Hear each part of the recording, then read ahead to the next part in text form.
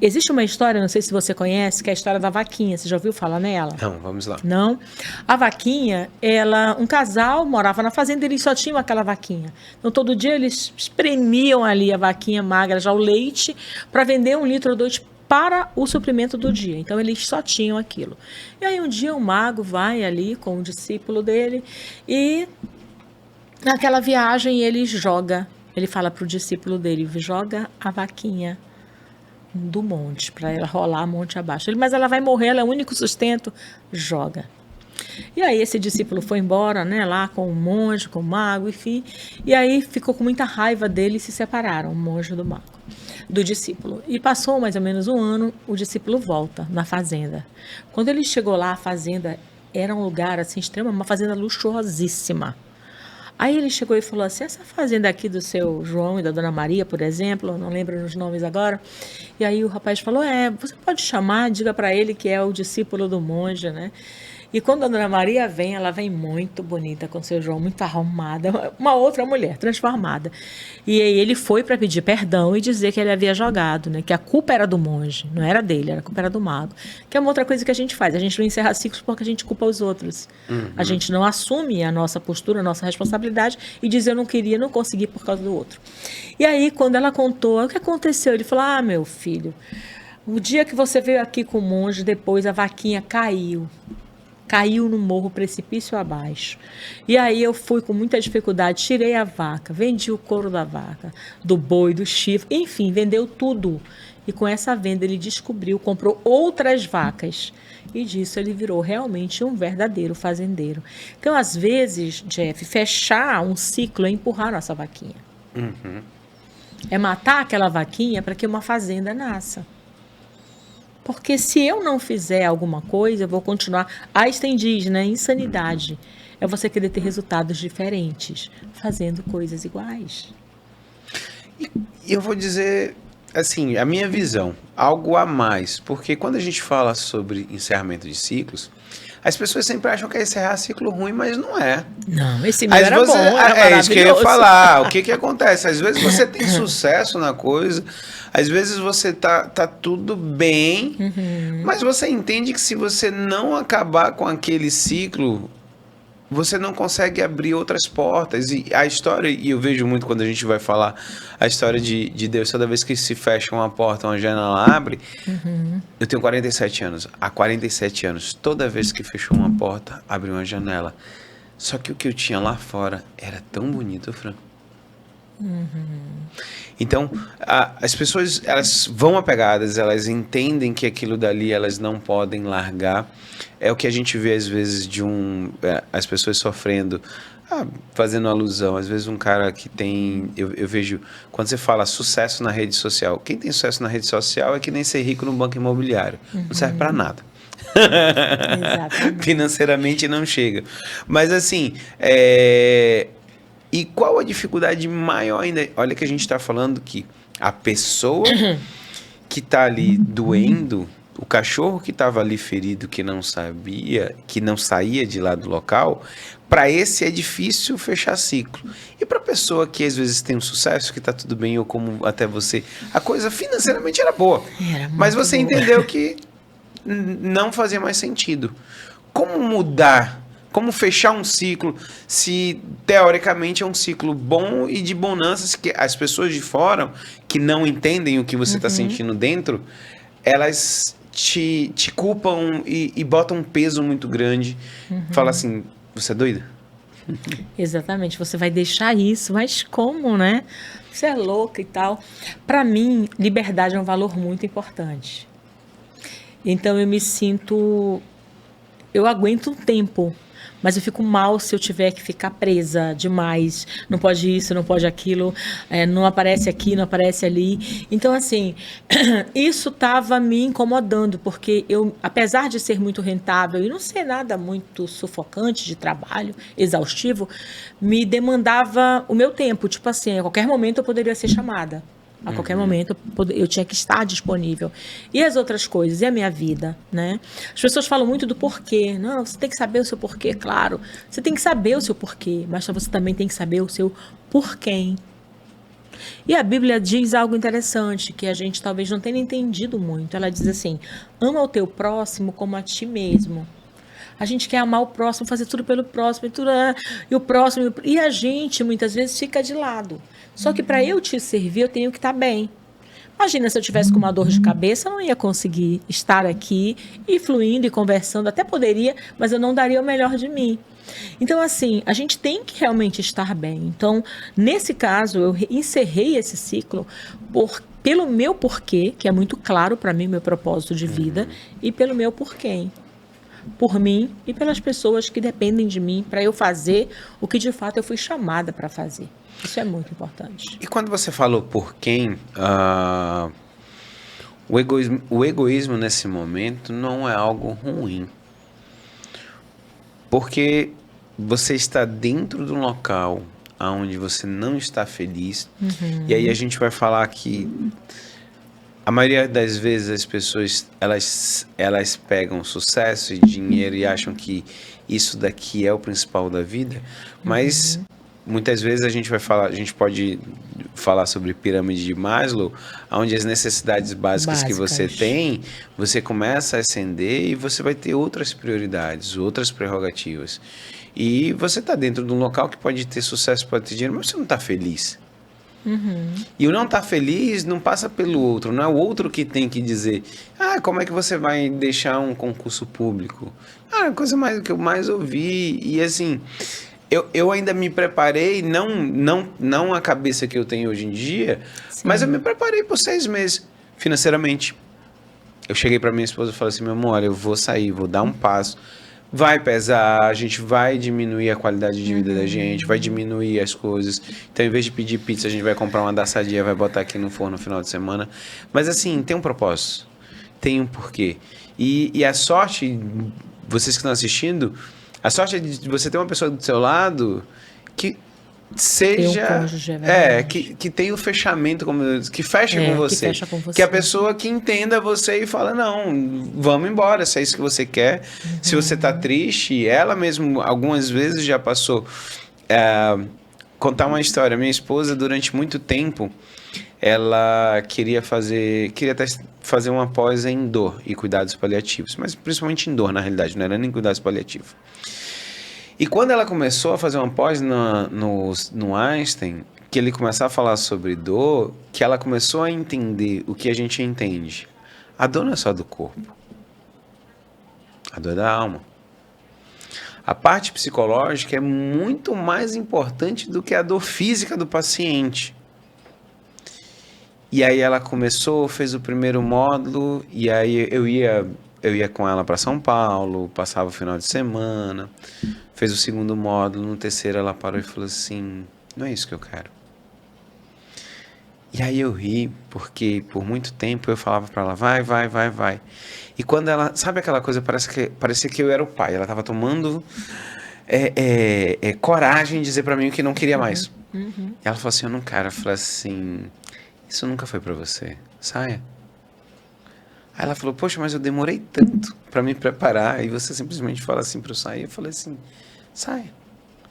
Não tá te fazendo bem, não tá te fazendo feliz, porque as pessoas ficam presas, vamos dizer, muitas pessoas no caso dela, terminariam porque tinham que terminar.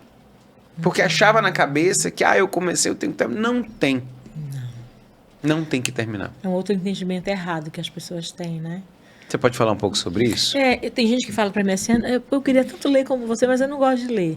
Aí eu falo, você não gosta de ler? Ou você, quando foi ler o primeiro livro que você leu na escola, era chato e você achou insuportável? Eu acho que foi isso.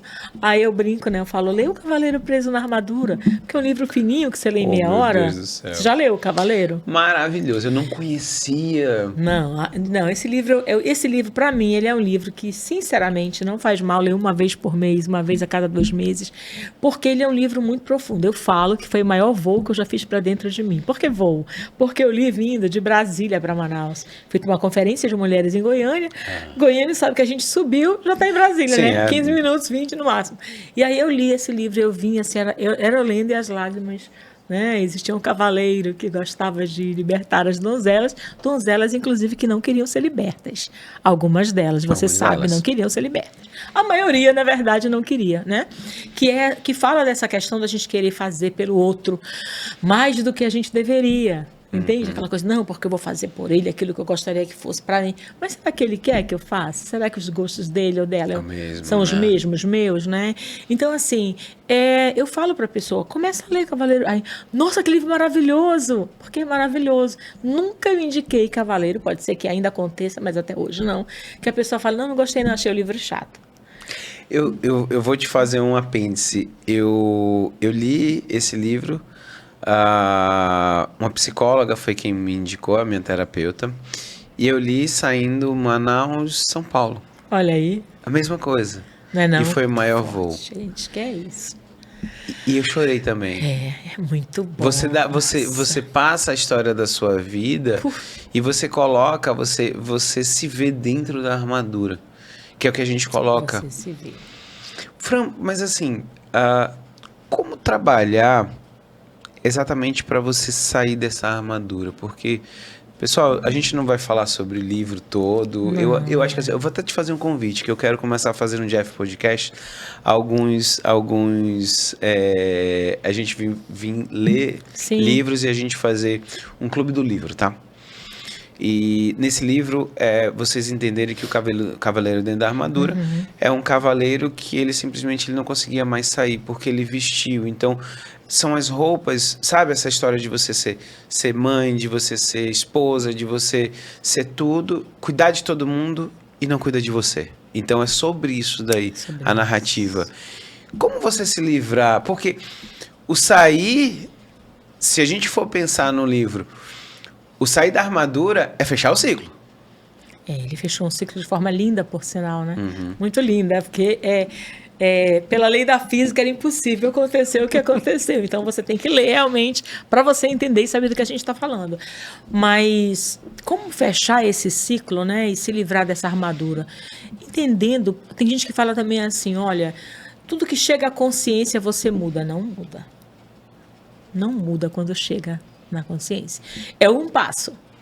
Mas é porque hoje as pessoas, elas falam, tudo é mentalidade. Não é mentalidade. Gente, tudo não. Mentalidade é uma parte muito importante da nossa vida, mas não é tudo. Então, assim, tem que chegar na consciência? Tem. Mas, Jeff, comportamento, o do cavaleiro, o meu, o seu, ele muda no comportar-se. Entende? Eu posso saber cognitivamente, racionalmente eu sei, mas eu posso não agir porque a minha emoção realmente me sabota. Meus pensamentos, meus sentimentos, crenças, como nós falamos, nucleares. Então, assim, tem muitas situações. Então, para eu fechar, eu tenho que ter a consciência. Posso buscar ajuda, mas eu tenho que entender que eu vou ter que fazer a minha parte. O psicólogo não vai fazer a minha parte, ele vai me direcionar, ele vai me instruir, mas ele não vai fazer a minha parte. Eu sempre falo, né, que assim, Deus ele faz tudo menos a nossa parte.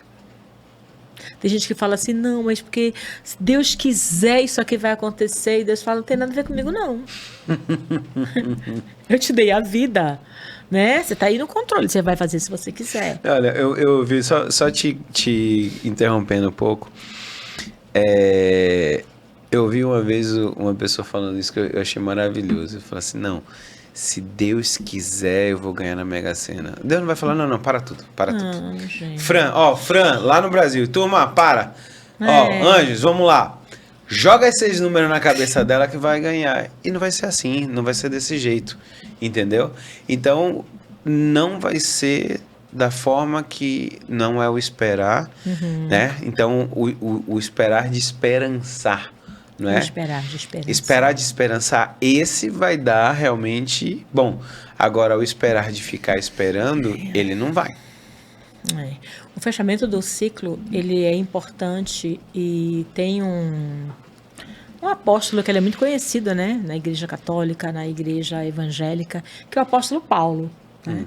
E o apóstolo Paulo ele fala algo interessante em Filipenses. Tem uma hora que ele chega com a igreja, ele diz assim: olha, eu quero ensinar isso aqui para vocês. Não que eu ache que eu sou o maioral, não que eu ache, né? A gente não está falando de ciclos porque a gente sabe tudo, porque a gente é, né? Ah, você é o melhor, eu sou... Não, a gente está falando de ciclos porque a gente viveu as nossas experiências, Sim. porque a gente sabe que vai fechar ainda outros ciclos e sabe que alguns são difíceis sim de serem fechados, como você falou, principalmente os relacionamentos. E aí Paulo olha para a igreja e fala assim para eles: olha, eu quero ensinar isso para vocês, não porque eu já sou o melhor, mas eu tenho feito uma coisa. Tem um livro que você deve conhecer chamado A Única Coisa. Sim. Né? E aí Paulo diz assim, nada de F é novo. É interessante quando a gente conhece um pouco a Bíblia e a gente vê esses livros, a gente vê que tudo está lá, né? E os livros vêm. Agora, claro, é muito legal, os livros trazem com uma nova roupagem, alcançam outras pessoas que às vezes acham que a Bíblia é um livro religioso, mas a Bíblia não é um livro religioso. A Bíblia é um livro espiritual. Se todo mundo lesse, ia crescer muito em conhecimento e sabedoria, né? Sim, com certeza. E aí o Paulo fala assim, mas uma coisa eu faço. E ele diz, e é que, esquecendo-me do passado, eu avanço para as coisas que estão adiante de mim. Então, a Bíblia fala de fechamento de ciclos. Esse esquecer do passado é não ficar apegado. Não é que Deus vai dar amnésia para ninguém, porque Ele não dá amnésia, né? Mas, assim, eu lembro, mas eu não vou me apegar àquilo. Então, se eu quero viver um novo ciclo, eu vou... Uma vez eu fiz, em 2016, uma palestra, 2006, perdão, uma palestra, desapegando-se do passado, em cima desse texto de Filipenses, eu trago todos os pontos que Paulo vai dizendo. Então, você tem que fazer uma única coisa. Às vezes, só é uma única coisa. Ah, não, é porque assim, se eu tivesse tempo, eu faria. Eu acho que não é o momento, não é a oportunidade. A Bíblia tem resposta para tudo. Tem um texto que quase ninguém presta atenção quando lê. Mas no livro de Eclesiastes, muito conhecido pelo texto do tempo, né, que tem tempo para todas as coisas, e de fato tem, mas no mesmo livro de Eclesiastes, a Bíblia diz assim: não é dos ligeiros a carreira, não é de quem é inteligente a vitória, não é de quem corre muito que vai ganhar o primeiro lugar, é de quem tem estratégia. E aí ele diz assim, e o tempo e a oportunidade ocorrem a todos. A Bíblia podia se dizer assim, ocorre só para quem estuda muito. Não. Ocorre só para algumas pessoas. Não, a Bíblia diz assim, ocorre a todos. Então, a grande verdade é que tanto eu, você, todos nós aqui, a gente tem sim tempo e oportunidade, mas às vezes a gente não enxerga o tempo e a gente deixa passar. E a gente não agarra aquela oportunidade que está ali na nossa frente. Você está aqui fornecendo um podcast. Se a pessoa quiser assistir, ela vai com certeza aprender muita coisa e talvez, né, se ela tiver coragem, vai encerrar ciclos. Então, assim, é de graça, tá lá no YouTube. Mas às vezes a pessoa não vai fazer isso. Então é aquilo que eu te falei, ser fiel no pouco. Se eu não consigo assistir um podcast de meia hora, uma hora, você acha mesmo que eu vou me matricular numa pós-graduação e eu vou terminar? Não, e quando a gente vai pegar nessa situação o crescimento das pessoas, elas, o pequeno hábito, as pequenas mudanças, porque os ciclos, quando eles se fecham, tem pessoas que não conseguem observar que não é que abriu já a janela, mas tem uma frechinha de luz. Cutuca ali. É a oportunidade está ali. Ela tá batendo, ela tá só o raiozinho de sol entrando. Eu tenho uma pergunta para fazer para você, Faça, Jeff. por favor. Quando você encerrou o ciclo lá, que você falou para sua esposa, amor, a gente vai ter que pedir uma pizza, ou vai comprar uma pizza da Sadia e tal. Você viveu exatamente isso ou de repente foi mais fácil do que você imaginava? Tirando a dor do sofrimento. Não, depois tirando o luto, pelo contrário. Eu vou dizer o que aconteceu. É isso que eu ia te falar. Olha só. Sabe o que aconteceu? Eu joguei minha vaquinha ladeira abaixo. Então, o meu consultório, ele começou a crescer exatamente porque eu joguei minha vaquinha. Você passou a ter tempo para atender as pessoas. Exatamente. Eu comecei a ter tempo, comecei a ter foco, comecei a ter planejamento, comecei a ter estratégia. Foi quando eu entrei no digital. E uma coisa que foi interessante, Fran, até de você perguntar, é porque que acontecia? Eu tinha 2 empregos públicos e o consultório, tudo que eu ganhava lá era apenas para eu investir o dinheiro, eu guardava meu dinheiro. E no momento que eu joguei a vaquinha, o que aconteceu? O meu consultório já começou a passar a ser o dinheiro que eu precisava no mês. Quando ele se torna o principal, aí, meu amigo, é outro negócio. Aí eu contratei uma secretária, aí eu fiz uma página na internet, eu fiz um site, aí eu fui aprender sobre rede social. Então, simplesmente para mim, foi a hora que eu joguei minha vaquinha ladeira abaixo, e aí depois de 5 ou 10 anos, você vai chegar e você vai ver uma fazenda. Exatamente por quê? Porque todo mundo que tem medo de fechar ciclos, eles não entendem que a vaquinha é a vaquinha que muitas vezes vai estar segurando você de crescer. Por que eu te fiz essa pergunta? Porque a grande verdade é que quando a gente fecha um ciclo que é necessário ser fechado, a gente não vai passar pelas privações que a gente tem medo do novo que vai se abrir. A gente só passa por privações, e não estou dizendo com isso que tudo vai ser fácil, quando a gente, de fato, está fazendo o negócio antes do tempo. Meio que sem pensar realmente, meio que sem saber o que a gente está fazendo de verdade. Mas quando a gente faz no tempo certo, se agarrando à oportunidade que você se agarrou, que foi o seu trabalho, que foi o seu consultório, e usando o tempo a seu favor, cara, é certo que vai dar certo. Fran, posso abrir meu coração em outro ponto nessa história? Olha só, só quem sabe o que você sente, só quem sabe o que você quer é você. Eu brinco com minha esposa dizendo assim que um dia, o Jeff Podcast vai ganhar um prêmio melhor do Brasil, ou alguma coisa dessa assim. Amém. E eu falo muito isso, que eu acho que o sucesso nunca é solitário. Mas eu já vi um cantor de rapper até falando sobre isso. No final ele falando assim, mas depois de todo mundo, eu queria agradecer a mim mesmo, que foi a única pessoa que realmente sonhou e que acreditava. Porque quando eu vou dar um passo, que eu vou comunicar para o meu pai, eu tenho que entender que meu pai foi um cara que veio de baixo, a minha mãe também, se bem que a minha mãe, esquece que minha mãe tem uma cabeça maravilhosa. Mas o meu pai é muito apegado a dizer assim, meu filho, mas é um concurso público, mas você tem um dinheiro certo. Isso é muito mais tradicional, Não, né? tradicional, e eu entendo porque, assim, para ele estar no meu lugar já seria o sucesso. É a estabilidade. Da estabilidade. O Augusto fala que não existe. Exatamente. Né? Então, assim, é exatamente isso. A estabilidade de quem está no concurso público. Pessoal, quem está no seu concurso, que leve sua vida, tudo direitinho. Cara, eu entendo que nem todo mundo vai ter a mesma cabeça do que a gente. Sim. Mas eu sempre pensei comigo, e eu levo para a terapia o seguinte: eu não posso aceitar que ninguém dê valor no meu trabalho. Porque só eu sei o meu trabalho. Só eu sei dentro do meu consultório o quanto a gente se dedica. Eu e minha equipe toda. Eu, a Reniele, a Isis que está aqui com a gente. Eu sei o quanto... ninguém sabe a preocupação do cirurgião que opera de manhã e de noite. Você não dorme bem porque a todo momento você está preocupado se o seu paciente está bem, se está tudo bem, se não teve sangramento, se ele está com dor, se ele vomitou. Não existe. Isso é imensurável.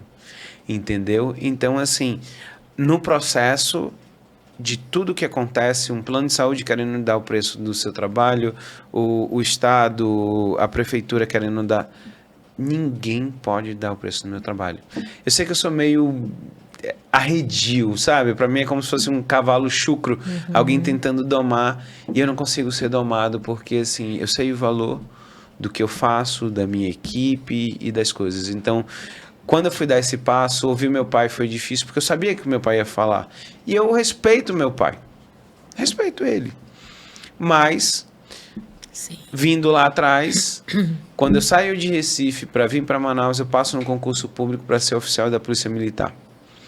O sonho do meu avô era que eu ficasse em Recife, meu pai viesse para cá e eu ficasse morando com ele. E aí, é aquele momento que eu digo assim, o meu sonho é ser médico, vô, tá? Encerrou meu ciclo de Recife.